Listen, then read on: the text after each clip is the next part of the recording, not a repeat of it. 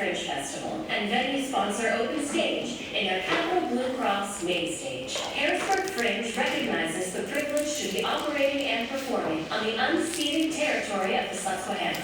As guests on this land, we promise to walk gently and with respect. Harrisburg Fringe is produced by 717 Arts. We would like to thank our title sponsor, Zero Day Brewing Company, and all of our festival sponsors, including Harristown Development Corporation and Open Stage. Please silence your cell phones, but feel free to share your experience and tag HBG Fringe on Instagram. We have a packed schedule, so after the show, please exit the venue efficiently. Be sure to mingle with the artists and enjoy a beer and a snack at Fringe Central and the Zero Day Tap Room at 925 North 3rd Street, and visit the Fringe Hub at 27 South 3rd Street to buy merch, check out visual art, and more. If you'd like to help us build a sustainable foundation for future festivals, you can donate to 717 Arts via the QR codes on display at any festival box office or at hbgfringe.com. Thanks for doing something weird and supporting artist-empowering experiences and joining the party. Did you get all that? Yeah. All right. Well, we'll start then. Welcome, everybody. We're glad you're here. Welcome to Occultist, the Dark Magic Show. My name is Steve Smith. I've been performing magic for over 50 years. When you've been doing something that long, you start to get really, really old. So I need to warm up. So before we do any of the real material, I'm going to do a piece of straight magic, and then we'll get into the darker stuff. So many, many years ago, I went to magic school, and probably before 3/4 of the people in this room were born. And the professor said, if you were a magician, you should be able to tie a knot in a piece of rope. But if you were a good magician, you should be able to take the knot, pull it off the rope, and toss it out in the audience like that. Now, when I was a little kid, it took me to the age of 5 to learn how to tie my shoes. I get about that far in the process, I get this string through this loop and this string through this loop, and I pull tightly and I get a nasty knot. In the old days, we used to do a big stage show. I'd pull out a pistol, fire it, the knot would disappear. But today, we have a new thing called lawyers and firearms liability. So we have to do this, or instead, I'm just going to blow on the knot and make it disappear. On the count of 3, 1, 2, and it disappears like that. Thank you. These Fringe audiences are so helpful. So. Now check this out. Now, this is my favorite one. I have this knot here, and I'm going to blow on it, and it disappears just like that. There were some people over here who were underwhelmed. It's because we have skeptics in the audience, so we'll come back to that later. Anyway, I'm going to try something else. Let's see if we can make 1, 2, 3 knots all at the same time. 1, 2, 3 knots all at the same time. Whoa! Wow. Now, the same way these 3 knots appear, we're going to make them disappear. 1, 2, and 3. And they're gone, just like that. Very nice. I'm going to lodge this piece of rope, but there's one thing I haven't done yet. Before we do that, I'm going to ask you a logic question. How many ends does the piece of rope have? 2, correct. So, if I cut off one end, and I cut off 2 ends, there's no ends left in the rope, right? Okay, it's a logic problem for people who aren't paying attention. It's not very interesting cutting the rope at the ends. Instead, I'm going to cut it in the middle. This is not a trick question. How many pieces of rope do we have? 2 pieces of rope, correct. Now, of course, the objective is to restore the rope, so I'm going to do that using an old Boy Scout technique called cheating, not tying. This is a special kind of knot. Actually, it's very uncommon. It's called a half square. It is similar to a square knot, roughly half the size. It is a remarkably robust knot. You could almost play tug of war with this rope. It will come apart if you pull tightly or hard enough. But it's an amazingly robust knot for the size of it. But you know what? Well, let's see. There's skeptics. Would you believe me if I told you the rope was restored? Yes. Some would, okay? So there's not everybody's skeptical, but some are. So it's impossible to restore the rope. Instead, we're going to do a trick with this knot. I'm going to move the knot from here down to here on the rope. On the count of 3, 1, 2, 3, the knot move from there down to there. In the same way, I'm going to defy gravity and move the knot back up again. But, you know, I'm going to do it slowly for those who are a little slower. So, 1, 2, 3.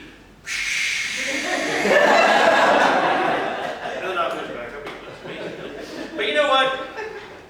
It's good to be skeptical, but it's not good to be cynical, because we really can take the knot and move it down there. Wow. But you know what? We can also move it back there, but I don't like it at all, so I'm going to take it, pull it out off the rope, toss it out there, and I'm all back to one piece of rope. Thank you very much.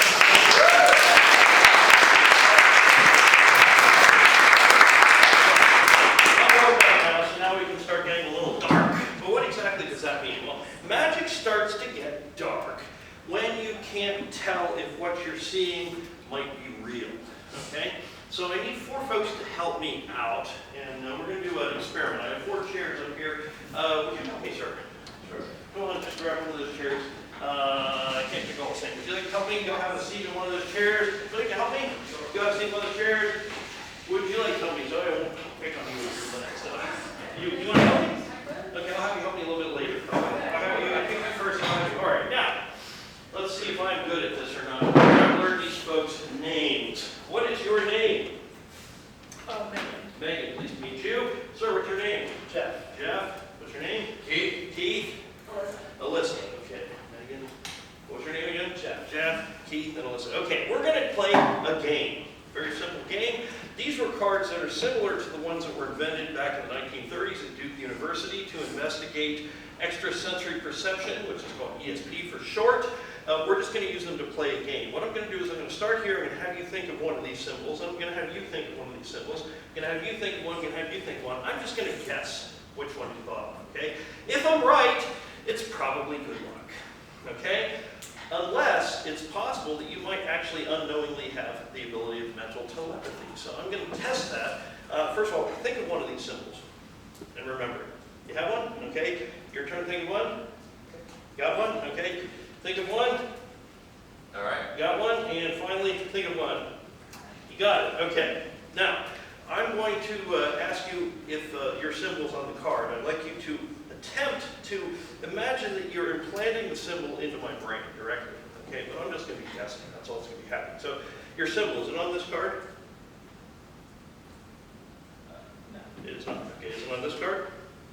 Yes. It is on this card. Okay. Implant the symbol in my brain, and I'm just going to guess. You thought of the triangle. That's correct? Very good. So you have good luck. That's what we have. Good luck. The symbol that you thought of, is it on this card? No. It is not. Is it on this one? No. No? This one? No? This one? Yes. It is. Okay. You thought of, see if you can project it to me, because I need help. The star. Yes. The star. Very good. Okay. Your turn. Is it on this card? Nope. It is not. This one? Nope. No. Nope. No. This one? Yep. It is. Okay. I want you to, just imagine, hit me with the symbol, okay, so I can't screw it up. You thought of this diamond. Yep. That's correct. Okay. Your turn. On this card? No. It is not. This one? Yep. Okay. This one? It is on this one. Okay. Just imagine, just inject that symbol right into my brain. Okay? I'm going to see if I can guess what you thought of. Are you doing it? Yeah. I'm having trouble concentrating. I'm sorry, I'm distracted by the gorilla.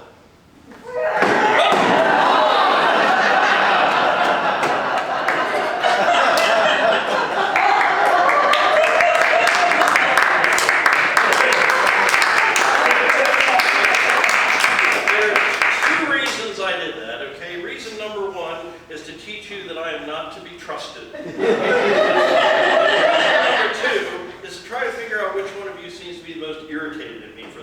stupid stuff. So, are you irritated at me for that? Are you irritated? You look irritated. I'm shocked. Okay, that's good enough. All right, tell you what, I have something for you folks. I'm going to send the first 3 of you back to your seats. I'm going to give you a lovely little parting gift here from the Fringe Festival. And you may return to your seats. Please do so safely, without tripping, without falling down. There should be no injury, death, or property damage. Okay? Now, not yet. I'm going to have you stand up, actually. And we're going to use your chair. And you are now going to get revenge on me for that dirty stunt. So, move this over here. I have to turn around and face the audience so they can see how lovely you are. Do not stand in front of this, though, because I'm going to put something on it. Now, your name was... it was not Megan. No, it was, what was your name? Alyssa, okay. Pleased to meet you again, because I just did. All right, so you're going to play, you're going to get revenge. I'm going to play a game of Russian roulette, and you are going to control all of the proceedings, okay? Now, I think what I'm going to do is, for your safety, I'm going to have you stand over here next to these papers right here while we do something that's just a little bit dangerous. Now, when I talk about safety, it turns out that let's see, what is it? 5 out of 6 doctors agree that playing Russian roulette is completely safe.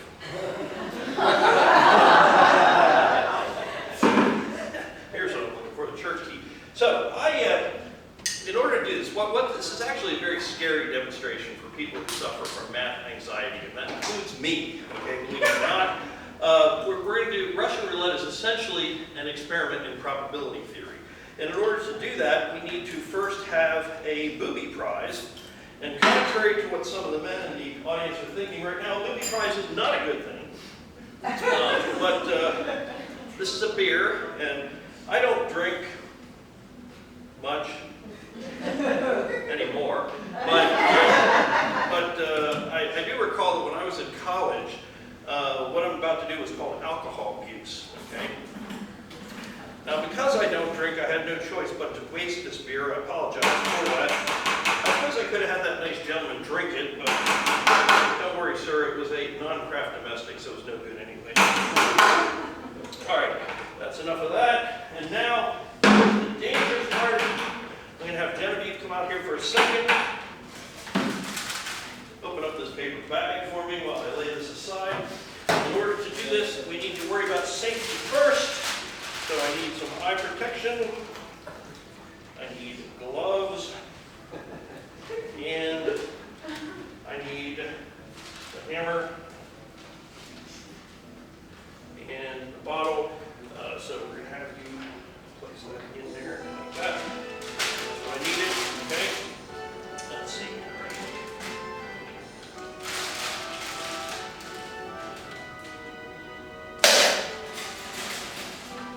Okay. Breaking stuff is cool. I guess I'll leave that here. We'll read this again. Okay. Now, it's safe for you to come back, so I guess you can stand right here. Russian roulette. So what I have is, I have 4 upside down paper bags, okay?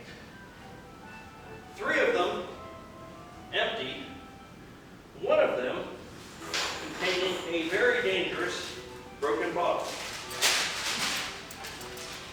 Behold, the booby prize.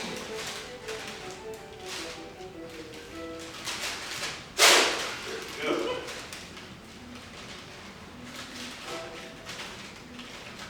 Okay, now, we're going to give them a spin, because I do not want to know which one contains the bottle. I don't want you to know either, all right? But let's see. They say that magicians' most valuable asset is their hands. So that's what we'll gamble with tonight. When I do this, what I'm going to do is I'm going to smash my hand down on top of one of these bags, okay? Get the rules? So, let's see, we'll keep spinning these so we don't know what it is. And we'll set these aside, like this. Now, keeping in mind that you're irritated at me, I'm going to let you make all the decisions. This will be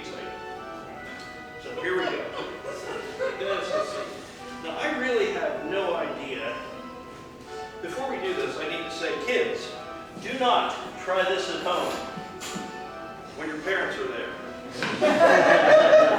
Because they never let you have any fun. All right, so I'm going to decide here to smash my hand down.